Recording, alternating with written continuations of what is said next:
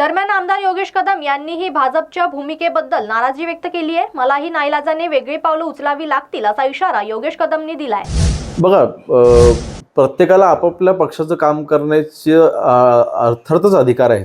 त्याबद्दल सामान्य गोव्याचे मुख्यमंत्री प्रमोद सावंत यांनी इथे येऊन सभा घेतली, त्याचं मला काहीच वाईट वाटायचं कारणच नाही। शेवटी त्यांना देखील अधिकार आहे त्यांचा पक्ष वाढवणं। परंतु सभा घेत असताना तिथे काही शिवसेनेच्या 2 पदाधिकाऱ्यांचे देखील तिथे प्रवेश घेतले गेले, जे आज माझ्यासोबत काम करतायत।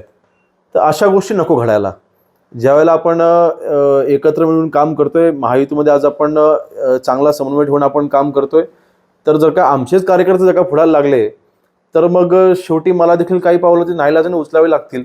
आणि म्हणून नक्कीच भाजपचे वरिष्ठ नेते जे आहेत, रवींद्र चव्हाण साहेब असतील, सन्माननीय देवेंद्र फडणवीस साहेब असतील, ह्यांच्यावरती देखील ह्या सगळ्या गोष्टी मी चर्चा सविस्तर करणार आहे। परंतु अर्थात प्रत्येकाला आपापला पक्ष वाढवायचा पूर्णपणे अधिकार आहे आणि त्यांनी तिथे सभेमध्ये काय भाष्य केली, कोणी काय मागण्या केल्या त्याबद्दल मी काही बोलणार नाही। प्रत्येकाला सगळ्या उमेदवाऱ्या किंवा प्रत्येकाला निवडणूक लढत असताना निवडणुकीच्या तोंडावरती प्रत्येकाला उमेदवारी मागायचा अधिकार आहे, तो त्यांनी तिथे बजावला, त्याबद्दल काही दुमत असायचं कारण नाही। परंतु उमेदवारी कोणाला मिळावी कोणाला न मिळावी ह्यावरती मी काय बोलू शकत नाही, किंवा भाजपच्या काही पदाधिकाऱ्यांनी स्थानिक पदाधिकाऱ्यांनी मागणी करणं हा त्यांचा अधिकार आहे।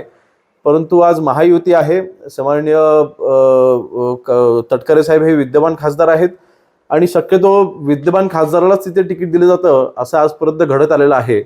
आणि रायगड रत्नागिरी मतदारसंघ म्हटल्यानंतर 30 वर्ष शिवसेनेचे खासदार या मतदारसंघामध्ये होते, त्यांना पराभूत करून तटकरे साहेब निवडून आलेत।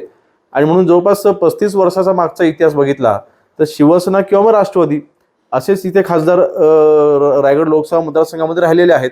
आणि म्हणून कदाचित तटकरे साहेबांनी तिथे क्लेम अजून सोडलेला नाही। परंतु प्रमोदजी सावंत यांनी इथे येऊन सभा घेणं हा त्यांचा पूर्णपणे पक्षाचा त्यांचा अधिकार आहे।